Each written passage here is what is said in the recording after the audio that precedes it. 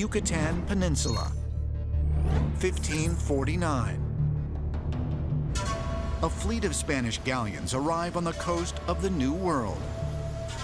And with them is a small army of Roman Catholic priests who, during what is the height of the Inquisition, are determined to rescue the pagan souls of the natives for Almighty God. And leading them, direct from the Vatican, is the fanatical Franciscan friar, Diego de Landa. During the Spanish colonial period in what we call Mexico, Yucatan, the cradle of Mayan civilization, it was the priests who had a lot of power because the Vatican was one of the most powerful nations on the earth. Diego de Landa came over wanting to teach Christian understandings and principles to the Mayans, but was probably intimidated by the vast wealth of knowledge that he actually saw that they had tapped into. The Mayan civilization that Friar Diego de Landa came upon had thrived in the rain-drenched jungles and fertile plains of Central America for more than 2,000 years.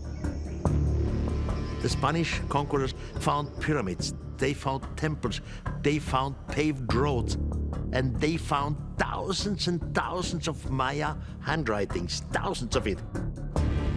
We have a lot of very interesting information that comes out of this culture we call the Maya. They've been revered for many things in their knowledge base, especially around time and concepts of math and science and the movements of the solar system. But while the Maya were in many ways culturally advanced, their religious beliefs were notoriously bloodthirsty. They believed in human sacrifice, and as far as Friar Diego de Landa was concerned, did so at the expense of their eternal souls.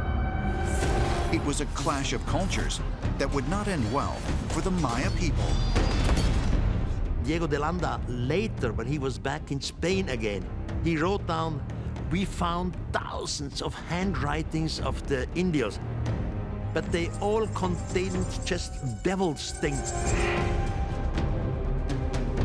A new teaching, a new religion comes into a place where there's very strong adherence to a body of ideas. We have a competitive situation.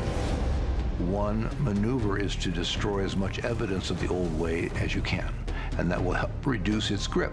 It's not sacred anymore. This is just stuff, so we can burn it with impunity.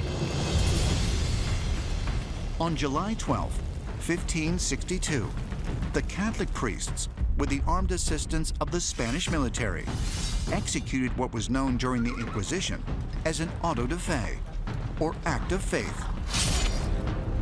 whereby the Maya population was forced to declare their religious conversion to Christianity or be put to death.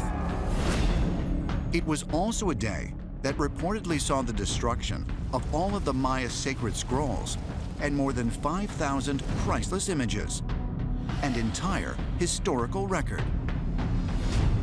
There were thousands of books called codices, probably scrolls, burned. All their art, their philosophy, their scientific findings, the accumulative knowledge of this great civilization, they burned the whole thing.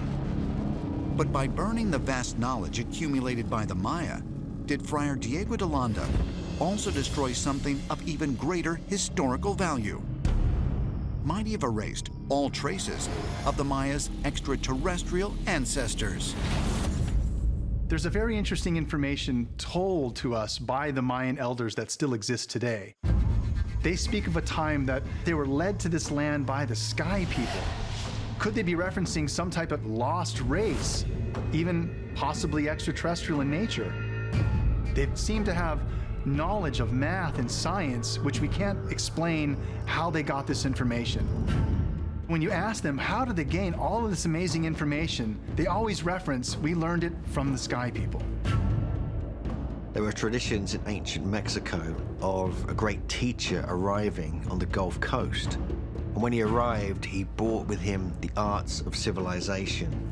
We know that the tradition may have originated with a great civilization who were around long before the Maya, but no one knows who they really were or where they really came from.